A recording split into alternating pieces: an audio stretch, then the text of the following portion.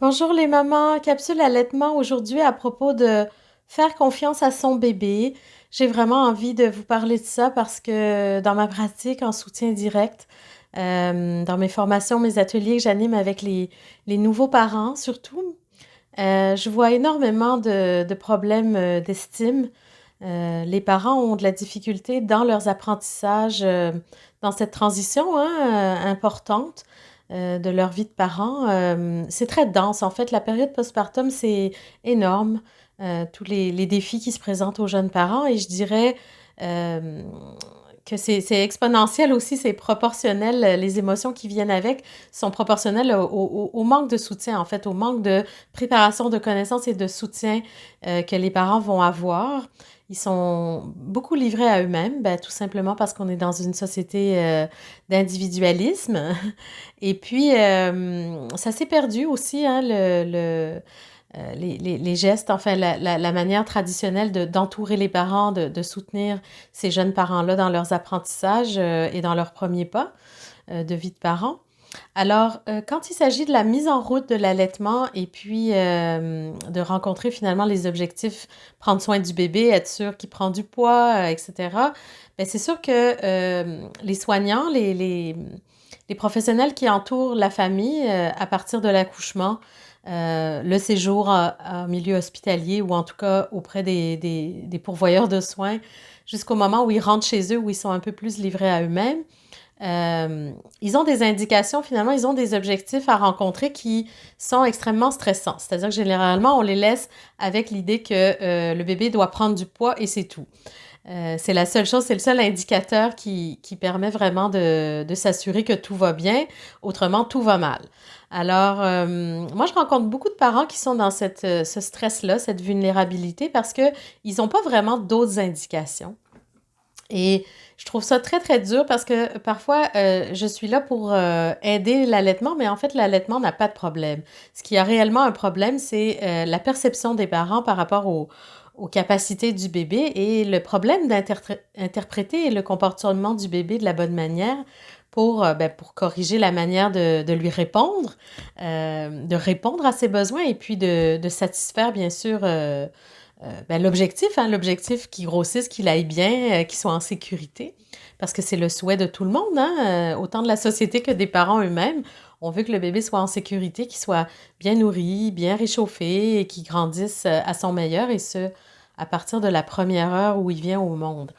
Alors, c'est sûr que mon conseil numéro un, c'est préparez-vous avant la naissance. Si jamais vous avez cette capsule sous les yeux alors que vous êtes encore enceinte et que vous attendez le bébé pour le conjoint, eh bien, prenez le temps de vous préparer, allez vous renseigner comment ça marche un nouveau-né, de quoi ça a besoin, de quoi c'est capable. Parce que à partir du moment où votre bébé va être là, vous n'aurez pas le temps vraiment d'aller prendre des cours puis d'aller vous renseigner. Mais tout va débouler très vite, les mises au sein, la gestion de l'allaitement, la physiologie de la lactation. Si vous ne comprenez pas comment ça fonctionne, c'est certain que vous aurez du mal à décoder les réactions du bébé, puis pourquoi il se comporte comme ci ou comme ça, ou pourquoi il dort tout le temps, et pourquoi il fait rien, et pourquoi ça marche pas. Quand il y a des défis, évidemment, parce que si tout va bien, j'imagine que vous aurez confiance en vous et vous aurez confiance en votre bébé. Mais c'est ça, pour développer de la confiance en son bébé, il faut avoir une connaissance minimale, je pense, de qui est le nouveau-né. Le nouveau-né n'est absolument pas un adulte en miniature.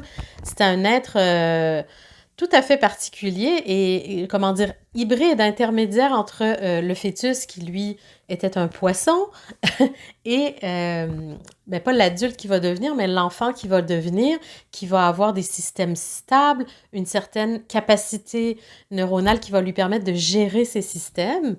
Mais à sa naissance, le bébé, même s'il est complet, même s'il est mature, ben, dans le sens où il était prêt à naître, il reste qu'il y a énormément d'immaturité dans tous ces systèmes et que pour les gérer, il va lui falloir un bon montant d'énergie.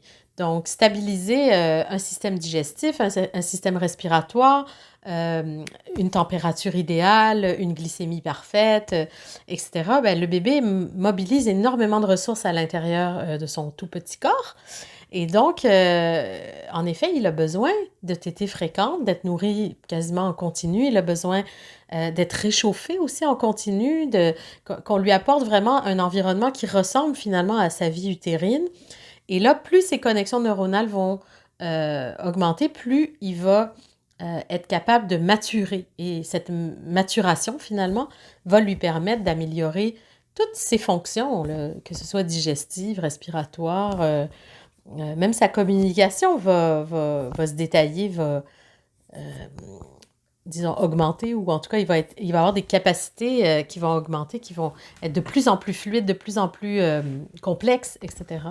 Alors, par contre, c'est important quand même pour les parents de développer aussi une confiance, c'est-à-dire que le bébé, il a des outils, il vient au monde avec des réflexes archaïques, qu'on appelle aussi des réflexes primitifs.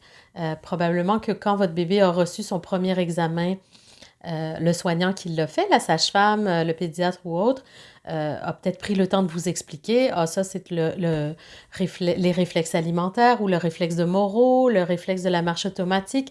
Tous ces réflexes nous montrent que le bébé est en bonne santé. Mais ces réflexes-là servent aussi à apprendre, à entrer dans la vie et à apprendre des choses qui vont... En fait, l'expérience va laisser la place. Ensuite, le réflexe va amener le bébé à faire des expériences et ensuite, sa mémoire, ses acquis vont faire la place finalement et les réflexes vont disparaître, vont être intégrés. Donc, cette notion d'expérimentation et d'acquisition se fait aussi parce que les habiletés du bébé, c'est d'avoir ces réflexes-là et d'être capable de faire beaucoup de choses. Par exemple, est-ce que vous saviez que les éveils spontanés du nouveau-né sont une compétence, dans le sens où c'est vraiment réellement dissocié de la sensation de faim. Les éveils du bébé, c'est le moment absolument idéal pour apprendre à téter. C'est le moment où le bébé a le plus de potentiel et de capacité d'apprentissage. Son cerveau est en, je ne sais pas c'est quoi le bon mot, là, mais en éponge, littéralement. Et si le bébé développe comment dire, attend ou passe cette espèce de moment, cette fenêtre idéale finalement pour faire des mises au sein, pour apprendre, pour être en interaction avec lui, alors il va se désorganiser.